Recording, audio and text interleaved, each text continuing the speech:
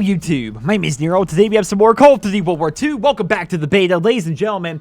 Today is the final day of speculation, leaks, news, and information for Call of Duty World War II, because sometime tomorrow on November 2nd, the World War II embargo will be lifted, and people who have an early copy of the game, they will finally be free to upload YouTube videos and live stream all of the Call of Duty World War II content that they want, and it will not be removed by Activision. I don't know the exact time that embargo is going to be lifted, but it's going to happen sometime tomorrow before the midnight release, and at that point, all of our questions will be finally answered. But until then, we have yet more leaks, yet more news, and more information to discuss here in this video, so hopefully you all will sit back, relax, and enjoy. Let's start things off here with the fact that Call of Duty World War II was updated yet again, but this time it was a very small update, and nothing appears to have actually been added. I think it's finally time for us all to accept the fact that despite the 3-year development cycle, Call of Duty World War II will be shipping with 9 standard multiplayer maps. It is possible that there may be another update before the game actually comes out that adds a bunch of missing content, but with each passing day, it seems less and less likely, so I feel like this topic's been beat to death. I don't want to go on too long, but in my opinion, 9 is not enough for a Call of Duty game in 2017, especially considering the fact that the game has been in development for 3 years. Like, they adopted this 3-year development cycle to make sure the games have even more content, but rather we're getting less content and more DLC, it appears. I don't really like it. Then, of course, people always talk about the war game mode. I'm excited for war. It looks awesome, but the war maps do not count to me because they can only be played within the war game mode, and they're also getting help from Raven Software to develop the war maps and the war game mode, so there's really just no excuse whatsoever, in my opinion, to only have 9 standard maps at launch, especially considering the fact that we know that some of the first DLC maps that are going to be coming out in January have been in the game files since the beta. Basically, what they're doing is the maps are done, they're ready to go, they're going to be on your disc, but they're making you wait and pay to actually acquire them, which is really scummy in my opinion. But moving on away from that, let's talk about supply drops here, because believe it or not, the supply drop news is better than the map news. It appears that in Call of Duty World War II, supply drops will be randomly awarded to players for completing a match. This information is actually coming from a video, and if you want to check out that video, I'll put a link to it down there in the description, where we can actually see that supply drops are indeed randomly being given to players in a lobby for completing a match,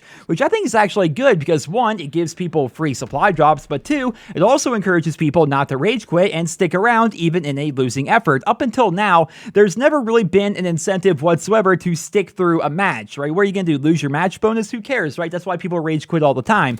Maybe this year people will rage quit less if they know that they're likely going to be getting a supply drop for actually completing the game itself. There are also reports coming in from people who have the game early that are claiming there's actually no way for you to purchase a supply drop with in-game currency, but rather you can only acquire supply drops by, as I said, completing a match and maybe getting it randomly, or completing challenges, or by leveling up.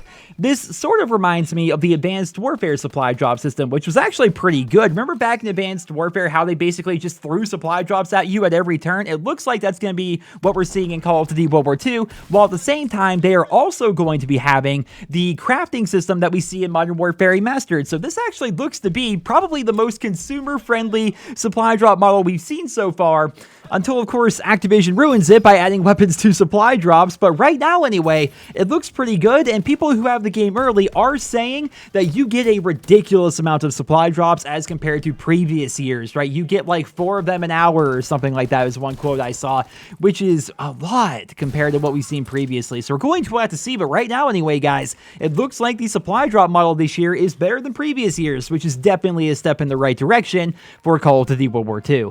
Next up, if you're interested in checking out the headquarters social space, I have an album to share with you guys. So there's an album down there in the video description, I hope Activision doesn't take it down, that shows you a bunch of different images and features that are going to be in the headquarters. So if you want to spoil yourself, go ahead and check it out. But in there, you're going to see the 1v1 pit, the R&R area, which actually has some very, very awesome Easter eggs. I won't spoil you guys and tell you what the Easter eggs are, but rest assured, the rest and relaxation area of the headquarters has some awesome Easter eggs in there. It shows off the quarter quartermaster, it shows off the theater, and a bunch more. So once again, link to it down there in the video description. It will be there as long as Activision does not actually take down the images. I hope they don't. I have them saved, and maybe I can re-upload them if they do take it down. But yeah, they're actually pretty freaking awesome looking. And headquarters, man, I'm so excited for that feature.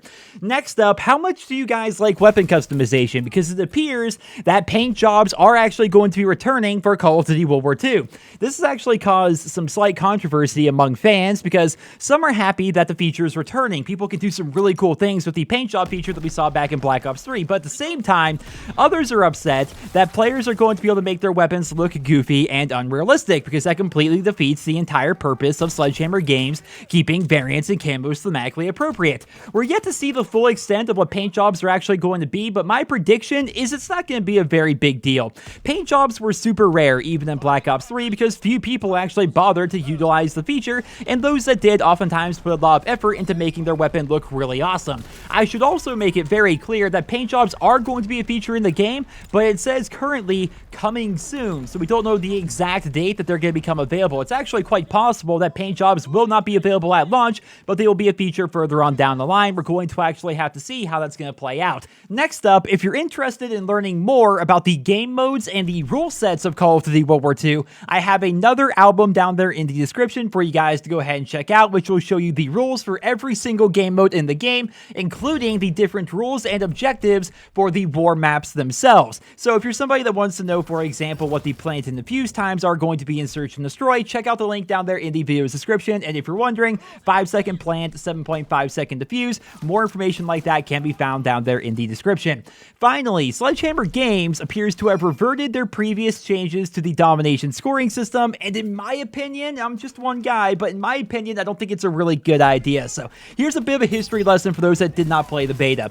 Initially, domination would give you 50 score per kill, which made it so it was actually very hard to earn a score streak if you didn't capture a flag. A recon aircraft, for example, which is the equivalent of a UAV, was a 10 kill streak in domination, which was turning a lot of fans off the game mode. Sledgehammer saw that, they recognized it, and they decided to buff it up to 100 score per kill, and in my opinion, the game mode was a lot better as a result, but it appears they're reverting back to the 50 score per kill for the full launch of Call of Duty World War II.